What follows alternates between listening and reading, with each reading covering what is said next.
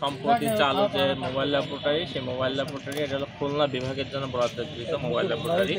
এরকম mobile laboratory প্রত্যেকটা বিভাগে একটা করে দেওয়া হয়েছে এবং এখানে খাদ্য পরীক্ষার আধুনিক যন্ত্রপাতি। আপনারা দেখছেন ভ্রাম্যমাণ নিরাপদ খাদ্য পরীক্ষাগার। এই যে এটা গতকাল এটা উদ্বোধন হয়েছে না ভাই? গতকালকে উদ্বোধন হয়েছে এই ল্যাবটি। এখানে ইতিমধ্যে ক্যাবের অনেক লোকজন আছে, এখানে ওনারাও দেখার জন্য আসছেন। এই উদ্বোধন হয়েছে এই ল্যাবটি। জি ক্যাবের ভাইরা কি অবস্থা? এই ল্যাব কি আপনাদের খুলনাতে তো আসছে নতুন না ভাই? এটা আপনাদের জেলায়ও যাবে, প্রত্যেকটা জেলায় খুলনা ডিভিশনের প্রত্যেকটি জেলাতে যাবে না, ঘুরে করবে, ঘুরে ঘুরে এটা দেখাবে। ভ্রাম্যমাণ অত্যাধুনিক ল্যাব। আমরা ল্যাবের মধ্যে যাচ্ছি এখন, এই যে ল্যাবে উঠতেছি। সেটা কেমিক্যাল অ্যানালাইসিস হোক বা ইনস্ট্রুমেন্ট অ্যানালাইসিস হোক, এখানে খাদ্য পরীক্ষায় মোটামুটি যন্ত্রপাতি মানে যে পরীক্ষাগুলো মোটামুটি 10-20 মিনিটের ভিতরে করা সম্ভব সেই যন্ত্রপাতিগুলো এখানে রাখা হয়েছে। এখন কথা হচ্ছে যে কি কি পরীক্ষা আছে, কি কি পরীক্ষা করতে পারবে। খাদ্য নিরাপত্তা পরীক্ষাগার নতুন এসেছে, গতকালকে এটাকে খুলনা উদ্বোধন করা হয়েছে। এটা খুলনা বিভাগের জন্য 10টি জেলার বিভিন্ন নমুনা এখানে পরীক্ষা করার জন্য আসবে। সব পরীক্ষা কিন্তু 10-15 মিনিটের ভিতরে করা সম্ভব না। আমি এই গাড়িটা নিয়ে যাব রাস্তা রোড সাইডে কোনো একটা বাজারের সামনে রেখে ওই বাজারে খাদ্য স্থাপনা বিভিন্ন পণ্য আমি পরীক্ষা করবো। এখন যে খাদ্য পরীক্ষা করতে 3 দিন সময় লাগবে, আমি কিন্তু সেই পণ্য করতে পারবো না।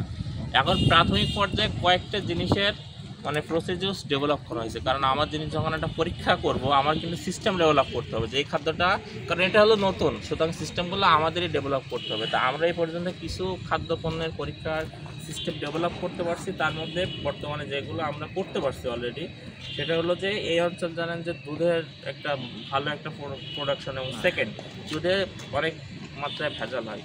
দুধের ভিতরে যদি কেউ ডিটারজেন্ট দেয় অথবা স্টার্চ দেয় অথবা ইউরিয়া যদি মিক্সড করে অথবা দুধে অনেক সময় গ্লুকোজ মিশে, আর্টিফিশিয়াল গ্লুকোজ, সেটা আমরা মোবাইল ল্যাবরেটরি দিয়ে ডিটেক্ট করতে পারবো। এছাড়া মনে করেন যে ঘিতে কী দেয়, ডালটা দেয়, বনস্পতি দেয়, সেটা আমরা এখানে মোবাইল ল্যাবরেটরিতে কেমিক্যাল অ্যানালাইসিসে সেটা আমরা করতে পারবো। এছাড়া হলুদের গুঁড়াতে হলুদ রং মিশে, যেটাকে লেড ক্রোমেট বলে, অথবা মরিচের গুঁড়াতে ইটের গুঁড়া, অথবা আপনার গোলমরিচের ভিতরে অনেক সময় পেঁপের বীজ ঢুকায় দেয়, অথবা নারিকেল তেলে ভেজাল হয়। আবার শাকসবজিতে অনেক সময় আকর্ষণীয় করার জন্য কিন্তু সবুজ রং মিশায়। সুন্দরবন পাশেই হিউজ পরিমাণ মধু চিনি জ্বালায় বিক্রি করে। কোনো মধু যদি চিনি জ্বালায় বানানো হয়, আমরা সেই মধু 10 মিনিটের ভিতরে ডিটেক্ট করতে পারবো। অথবা পাউরুটিতে কিন্তু পাউরুটিতে নষ্ট হয় না, আগে 3 দিনে নষ্ট হয়তো, এখন 10 দিনে নষ্ট হয় না। এই পাউরুটিটাকে লেড ক্রোমেট নামে একটা জিনিস ব্যবহার করে, ইমপ্রুভ হয়।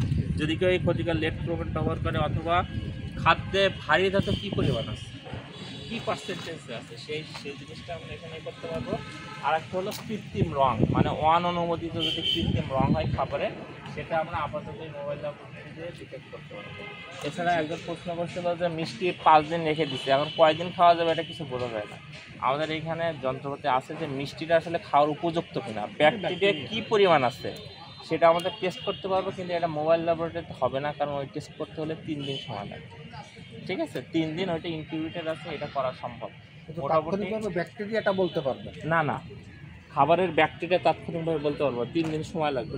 তাৎক্ষণিকভাবে মধুতে চিনি আছে কিনা, ঘিতে ডালটা আছে কিনা, মিষ্টিটার বেলা আপনার 3 দিন অপেক্ষা করতে হবে, কারণ ব্যাকটেরিয়াকে আমাকে গ্রো করার সময় দিতে হবে। তাৎক্ষণিকভাবে তাহলে মধু, ঘি, দুধ, হলুদ,